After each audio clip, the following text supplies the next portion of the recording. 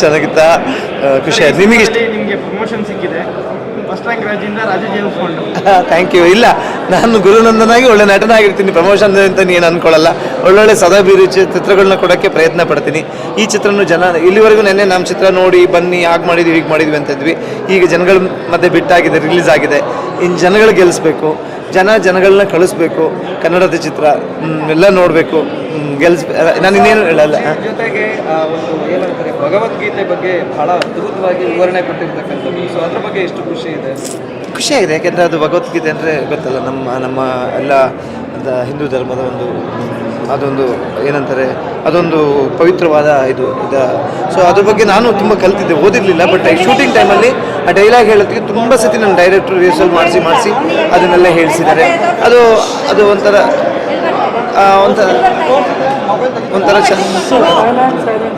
ಚೆನ್ನಾಗಿ ಬಂದಿದೆ ಅಂದ್ಕೊಂಡಿದ್ದೀನಿ. ಸೊ ರಾಜು ಜೇಮ್ಸ್ ಬಾಂಡ್ ಎಲ್ಲರಿಗೂ ಒಂದು ಇಷ್ಟ ಆಗಂತ, ಒಂದು ಖುಷಿ ಕೊಡೋಂಥ ಚಿತ್ರ. ಫ್ಯಾಮಿಲಿ ಮಕ್ಕಳು ಎಲ್ಲ ಒಟ್ಟಿಗೆ ಬಂದು ನೋಡೋಂಥ ಚಿತ್ರ ನೋಡಿ. ಮತ್ತು ಇವತ್ತೆಲ್ಲ ಕನ್ನಡ ಚಿತ್ರಗಳು ತುಂಬ ರಿಲೀಸ್ ಆಗಿದೆ, ಎಲ್ಲದೂ ನೋಡಿ ಎಲ್ಲದನ್ನೂ ಹಾರೈಸಿ. ತುಂಬ ಕಡೆ ನಿಮ್ಮ ಡೈಲಾಗ್ಸ್ಗೆ ಮತ್ತು ಇದು ಕ್ರೈಮ್ ಇತ್ತಲ್ಲ ಏನೋ ಒಂದು, ಅದಕ್ಕೆಲ್ಲ ಸಿಕ್ಕಾಪಟ್ಟೆ ವಿಜುವಲ್ಸ್ ಹೊಡಿತಾ ಇದ್ರು ಜನ. ಅದೆಲ್ಲ ನೋಡಿದಾಗ ಏನು ಖುಷಿ ಆಯಿತು. ಪ್ರತಿಯೊಂದನ್ನು ನಾನು ಇವತ್ತು ಕೂತಿದ್ದ ಜನಗಳ ಮಧ್ಯೆ ಅವ್ರ ರಿಯಾಕ್ಷನ್ ಹೇಗಿರುತ್ತೆ, ಅವ್ರ ರೆಸ್ಪಾನ್ಸ್ ಹೇಗಿರುತ್ತೆ ಅಂತಲೇ ಅದಕ್ಕೋಸ್ಕರ ಕಾಯ್ತಾ ಇದ್ದೆ. ಇವತ್ತು ಅದಕ್ಕೆ ತೆರೆ ಸಿಕ್ಕಿದೆ.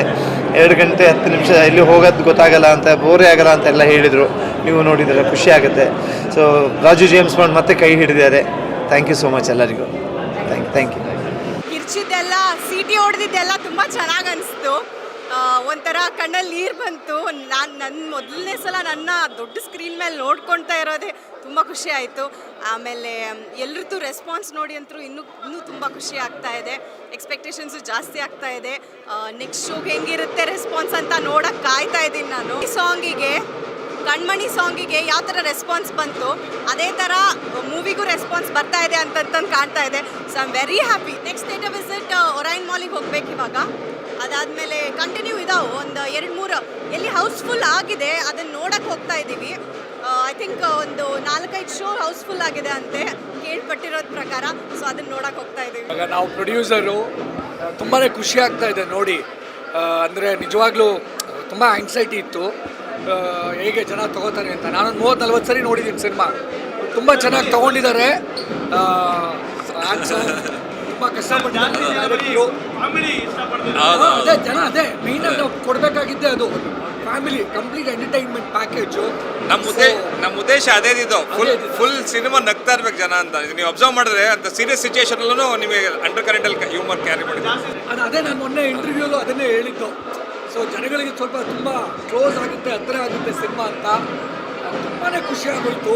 ಜನ ಸಾಧು ಸರ್ ಎಂಟ್ರಿದು, ರವಿಶಂಕರ್ ಸರ್ದು ಡೈಲಾಗ್ಸು, ನಮ್ಮ ಚಿಕ್ಕಣ್ಣ ಅವ್ರದ್ದು ಎಲ್ಲ ತುಂಬಾ ಅಂದರೆ ಜನ ನೋಡ್ತಾ ಇದ್ವಲ್ಲ. ನಮ್ಗೆ ಎಲ್ಲೆಲ್ಲಿ ಹೆಂಗೆ ರಿಯಾಕ್ಟ್ ಮಾಡ್ತಾರೆ ಅನ್ನೋದಿತ್ತು, ಅದೇ ಥರ ರಿಯಾಕ್ಟ್ ಮಾಡೋದು. ತುಂಬ ಖುಷಿಯಾಗಿದೆ. ಮುಂದೆ ಇನ್ನೂ ಚೆನ್ನಾಗಿ ಆಗಬೇಕು. ಸೊ ಎಲ್ಲ ಥಿಯೇಟರ್ ಎಲ್ಲ ಹೌಸ್ಫುಲ್ಗಳು ಆಗ್ತಾ ಇದೆ.